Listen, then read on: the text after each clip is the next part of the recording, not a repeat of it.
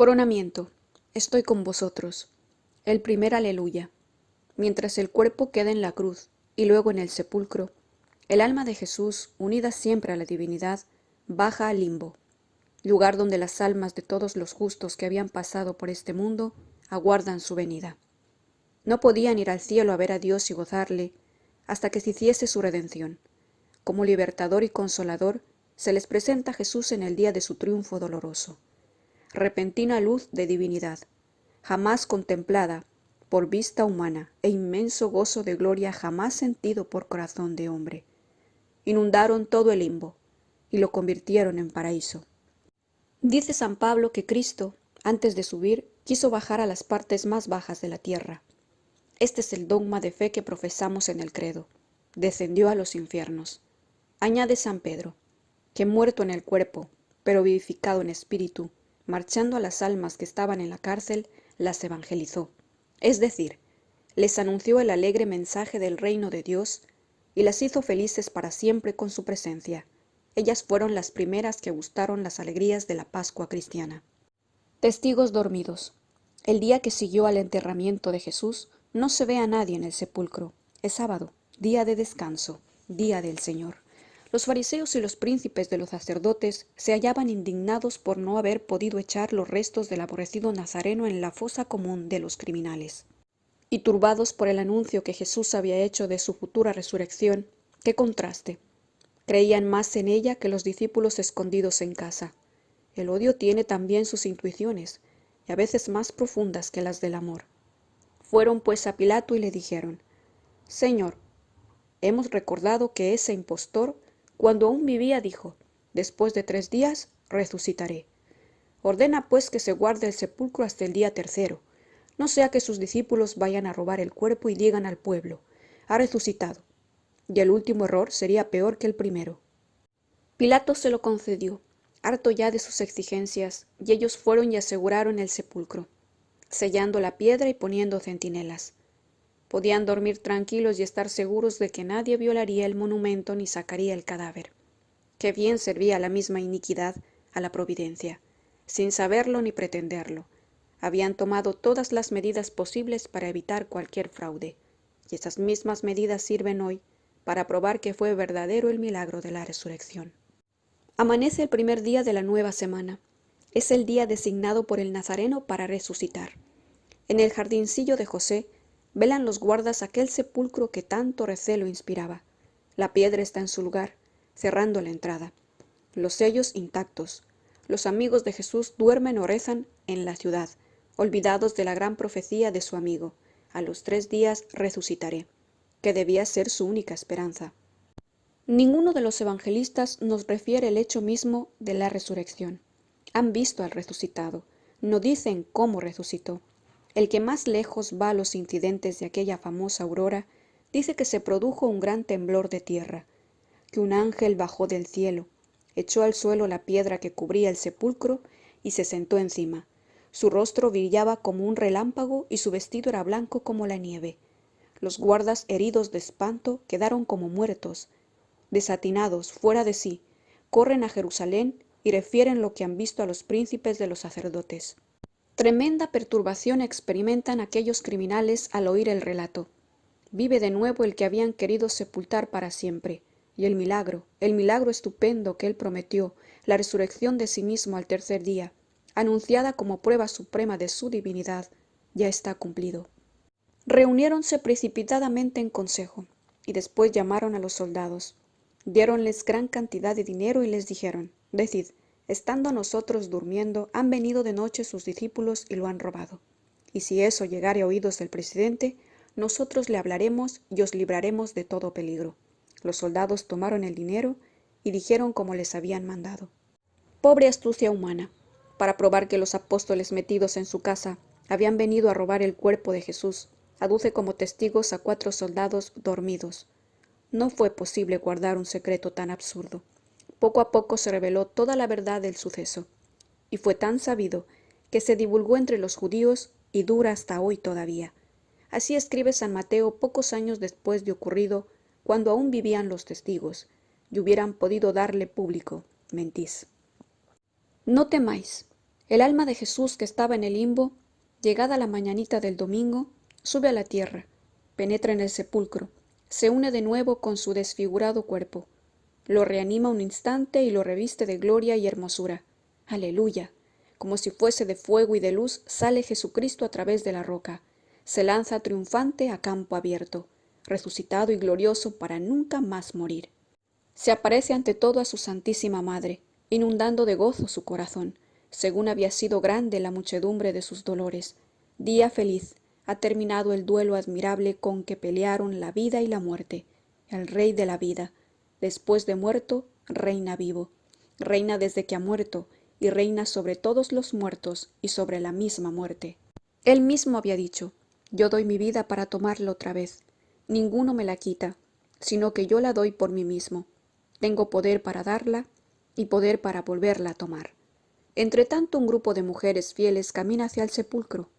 Llevan vasos llenos de aromas y se preguntan con inquietud quién les quitará la piedra que cierra la entrada. El sol ha salido ya. Lo primero que les sorprende al llegar es ver que la piedra está corrida a un lado. Miran adentro. El sepulcro está vacío. Siéntense sobrecogidas. Entonces una de ellas, María Magdalena, más vehemente, más amante, corre a la ciudad y se dirige a Pedro y Juan, que tal vez estaban en el cenáculo, donde la Virgen María fue recogiendo a los apóstoles huidos, y también a Pedro, el apóstol pecador y arrepentido.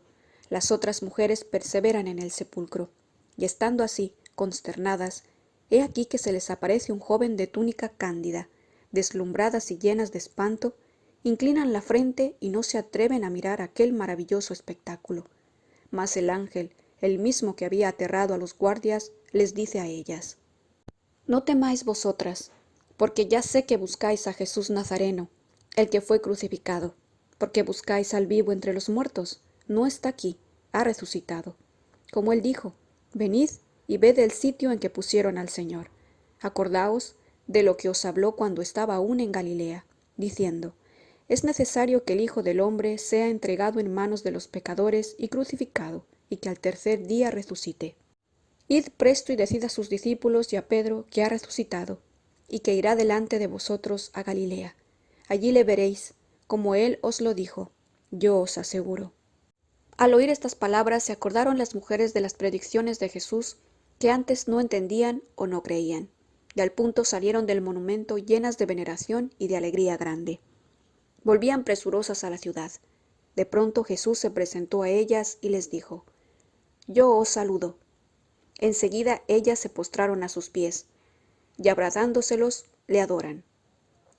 Entonces Jesús les dice: no temáis, id y decid a mis hermanos que vayan a Galilea y allí me verán, y desaparece dejándolas colmadas de gozo.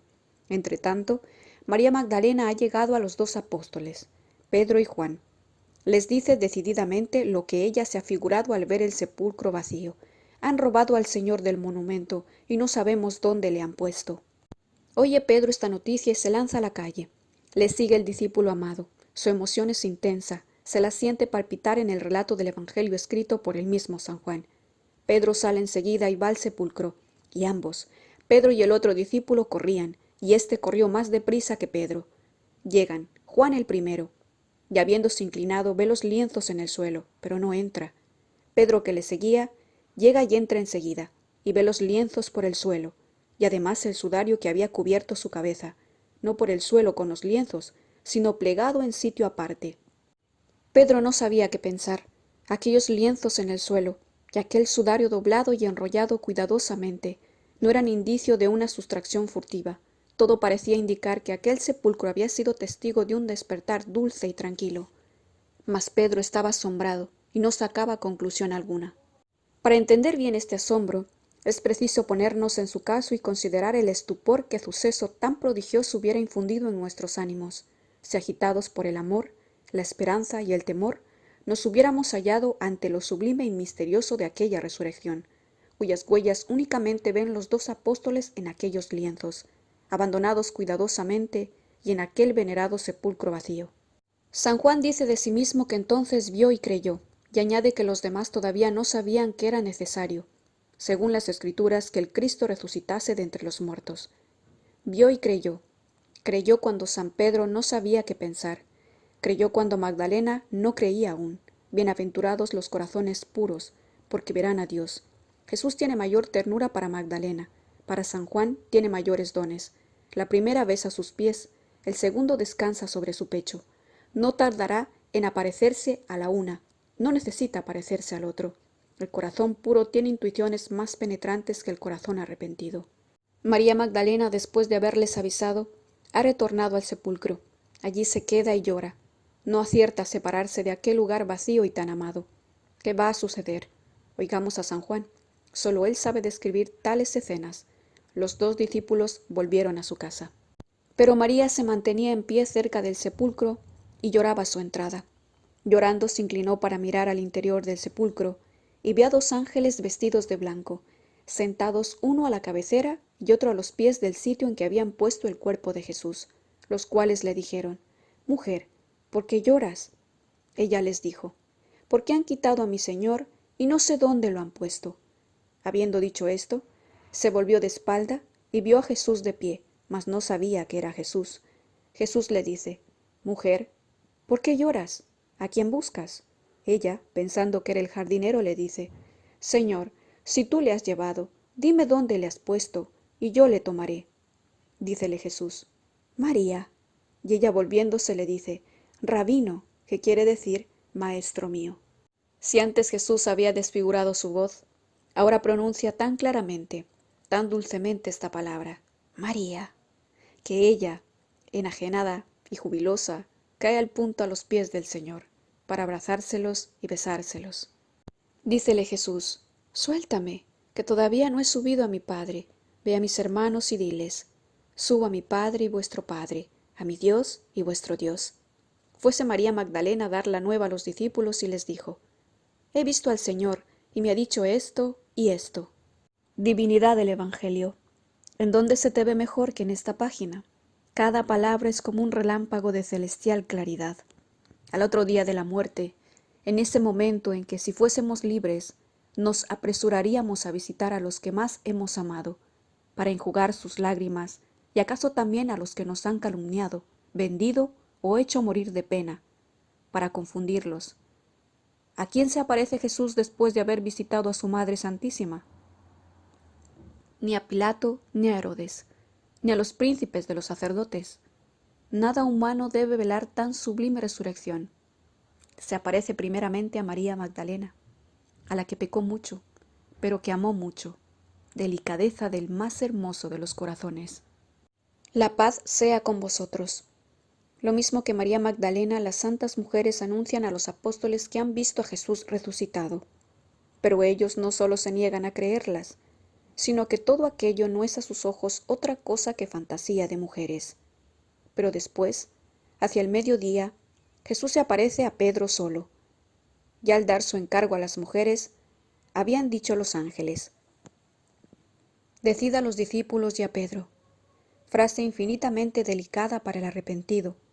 Le debía hacer sentir que si él había renegado de su maestro no renegaba de él. Se le aparece ahora, antes que a los demás apóstoles, para acabar de transfigurar esta alma en el arrepentimiento y en el amor. Desgraciadamente, no tenemos pormenor alguno de este encuentro entre el Padre que abraza y el Hijo pródigo que llora. San Marcos, discípulo de San Pedro, no dice una palabra, prueba de que el humilde apóstol no hablaba nunca de este favor que Jesús le concedió. San Lucas nos transmite el hecho. San Pablo también lo atestigua, pero ambos con una frase brevísima, como si los bien conocidos sentimientos del príncipe de los apóstoles les impusieran como ley absoluta esa reserva. En cambio, San Lucas nos refiere con singular encanto otra aparición que ocurrió poco después.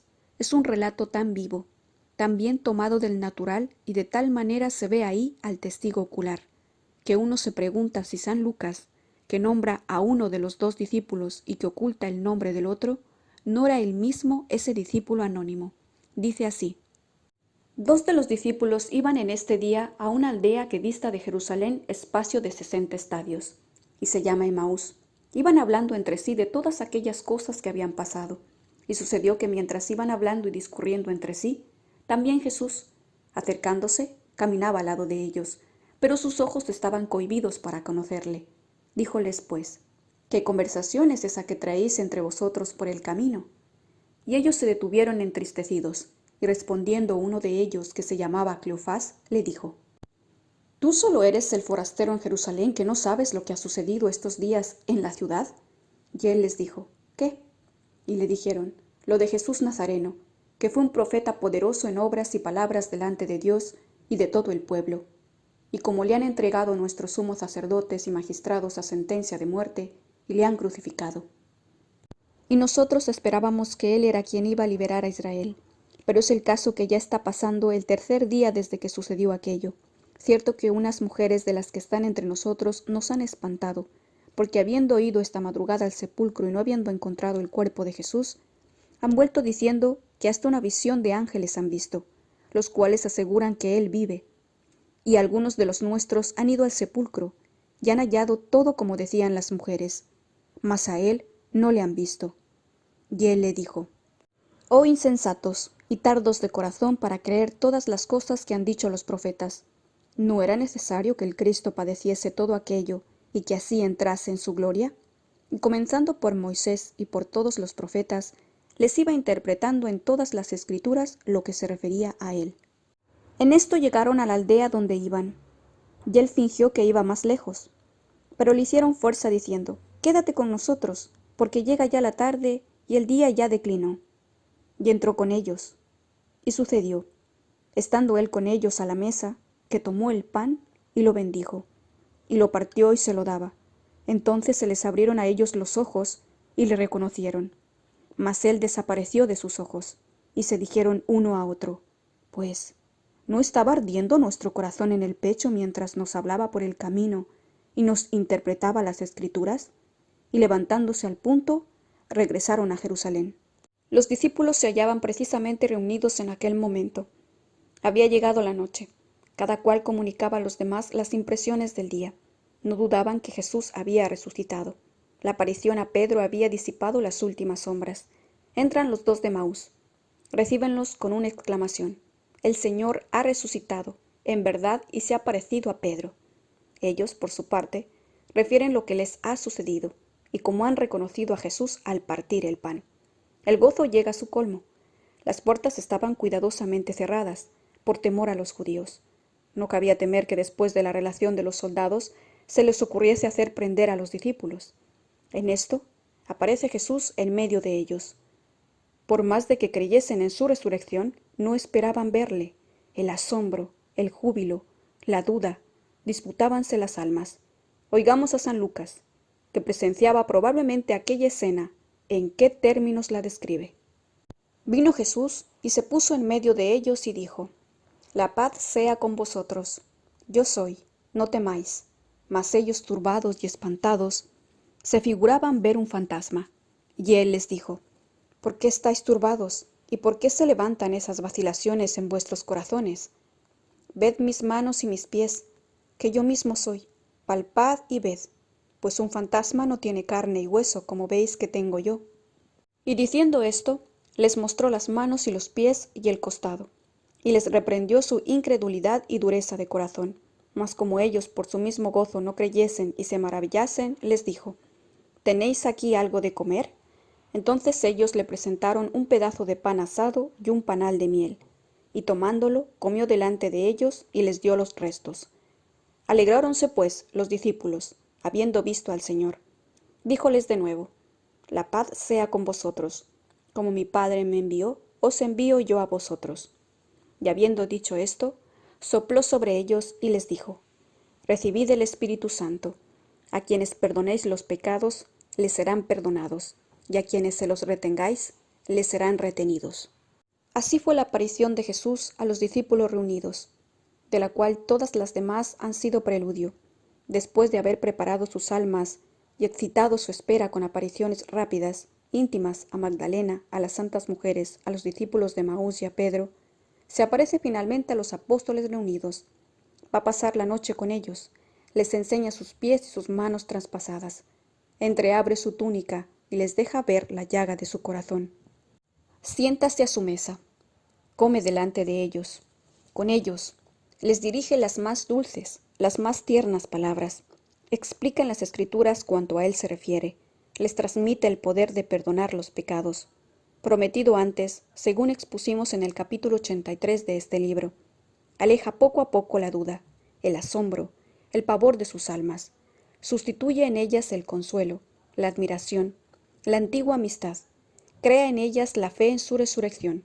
No es una aparición rápida como las anteriores, es una larga y dulce velada que pasa con los apóstoles, menos solemne quizá, pero más detenida de lo que imaginamos.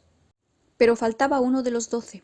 Era Tomás, aquel que había dicho cierto día, marchemos y muramos con él.